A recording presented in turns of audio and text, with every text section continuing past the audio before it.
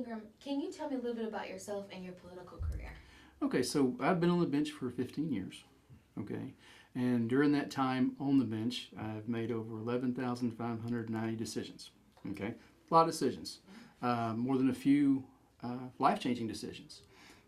The point that is important about that number, 11,590, is that of all those decisions that I've made, 0 have been overturned on appeal. Okay, that's strong. That's a strong number. And if the citizens of Hardin County, and specifically the citizens of Precinct 1, want to continue that level of judicial prudence, then I would humbly ask for their vote to continue the work that we've been doing. When you talk about over 11,000 choices, cases, are we talking criminal case? What are some of these, Okay, cases? so Justice Court is pretty much known as the People's Court. It's one of the lower courts, that municipal court. Those are the courts that most of the people, in the country, that's their only interaction with the court system. Okay, and what is generally handled in those lower courts are generally low-level criminal offenses, usually like your Class C misdemeanors, like a lot of your traffic stuff, stuff that's punishable by a fine only.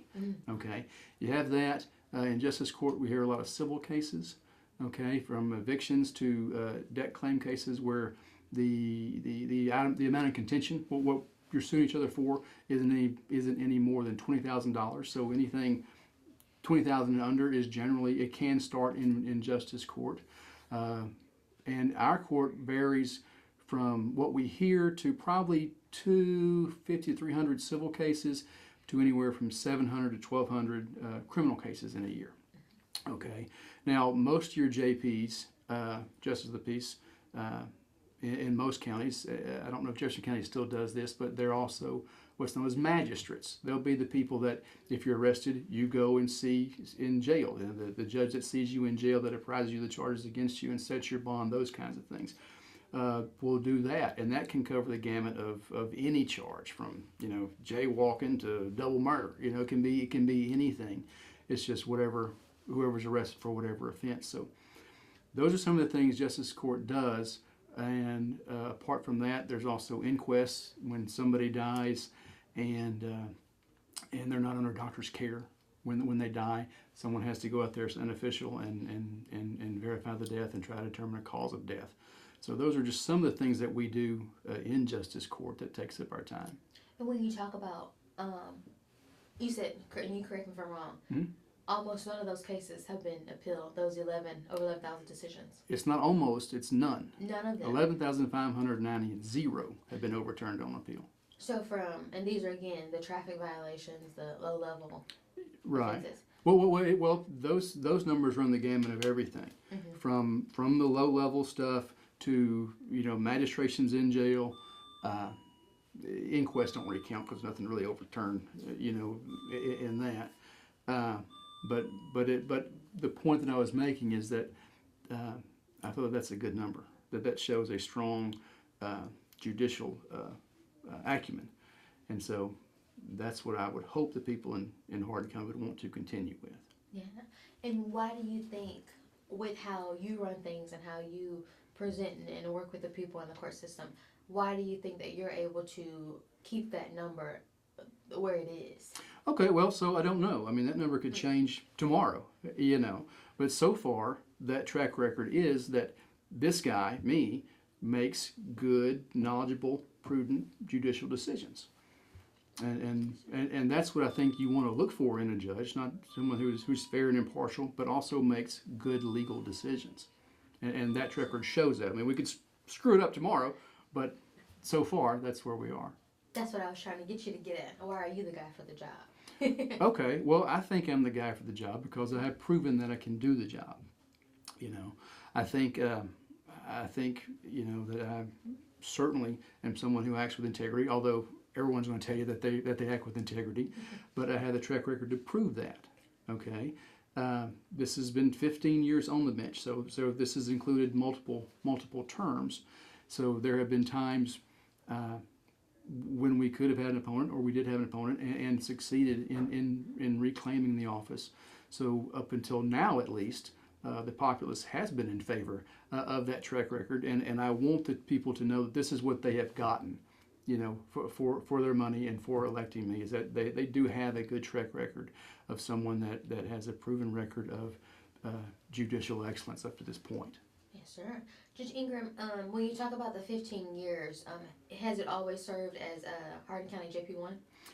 It has. Yeah. I'm Okay. also one of the municipal court judges for Silsbee, but that's those numbers in that time frame is as me in this seat on this bench as JP1.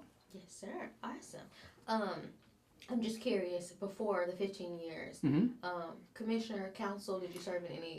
No, I've done a lot of fun stuff prior to that, but this is my first foray. This was my first foray into public office. Gotcha. Okay. Awesome. Yes, sir. What are some things that you feel like, in addition to the over 11,000 great choices, no appeals, what are some other things that you feel like you've already accomplished here, and what are you hoping to continue to work on? Okay, so one of the things that we've done is that when I took office, and I don't think it was, so much a knock on my predecessor, but at the time, we didn't have any computers in our office, so we've been able to elect. I don't know what the right word is. We've been able to go digital, in all of our records and our tracking of our software and the tracking of cases, which didn't happen before. If you remember back in the old days, there were these gigantic books that used to go over walls and walls and walls of courthouses, and that's where those ledgers were where all the court information was held. That's cumbersome and onerous and kind of expensive to maintain. And since when we took office, we have transitioned into computers. This office didn't have computers. It wasn't in the computer era until then. No, let's be clear. When you say computers, the secretaries, they had computers, but there was no digital filing. All right, computer. so when I took office, the clerk had a computer. She never turned it on. Okay, and what she did for her business, for her work as a clerk, was log everything in those big gigantic books. The computer wasn't utilized. Okay. It is basically the the moral of the story. And since then we have gone digital, which has made life so much easier and more convenient. But yeah, so that's a big thing, is dragging us into the computer age when we weren't in the computer age before. Yeah, because anything that if you guys need to go look up something for a case, you're having to dig through, and that takes time. Exactly. Yeah. Exactly. Versus typing a name in, all the information pops up. Yeah, technology's your friend. Yeah, So- most days. Yeah, usually. Well, that is incredible. Mhm. That's awesome. So you made this office digital. Anything else that you feel like you've accomplished or that you want to continue to work on? That's kind of been in your brain. Well, that's those are some of the things. There are some people that like to have a judge be more of an outside person, and I'm cool that that's what people like to do. Sure. I prefer to focus on the business of being a judge. Okay, so what I like to do, or hope to do, and intend to do, is to just maintain that, that level of judicial knowledge and judicial excellence. We go to school all the time. Currently, I did a quick count of judicial hours. I have over 600 hours of judicial education as opposed to other things. I'm certified with the University of Texas School of Law in mediation and arbitration. I have a certificate from the University of Houston Law Center in advanced mediation, where they asked me to teach that course one semester. So as far as gaining a wealth of knowledge, I feel that I have gone above what is required of me, but that's what I feel it takes to be a good judge, no matter what court you're in and what people you're serving. So you're continuing your education. Sure, it's required. That's what I thought. Okay. Yeah. Okay. It's required, but you can go above and beyond, Yeah. and that's what I have done and would like to continue to do. Yes, sir. I love it. Judge Ingram, my last question to you: why should people continue to vote for you? They should continue to vote for me because I am a proven judge. Okay, and the rulings will not always be, friendly to everybody. Somebody's usually always mad when you leave the courtroom. But if those judgments stand and those rulings stand, that's a testament that those decisions were reached correctly. And so far, I have a track record of doing just that. Sir, where are you from? Born and raised in Hardin County? I grew up in Silsbee, went off to school at Ole Miss, and then came right back. Ah, you went to Ole Miss. Okay.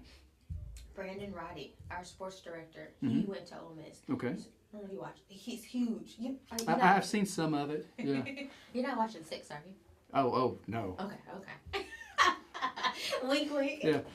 Well, you gotta watch us now. I know, over. right? For sure. Yeah. For sure. But no, I haven't. If he's a gigantic guy, I haven't noticed him. I've seen the other fella. Holton's great. Right. Mm-hmm. Right. Just, Ingram, anything else you want to add about your race or your candidacy or your campaign? I don't think so. You know, I think I pretty much, or I've said what I've wanted to say. Is that up until today, I have a fantastic track record of judicial prudence, and I would like to continue that for the people of Hardin County.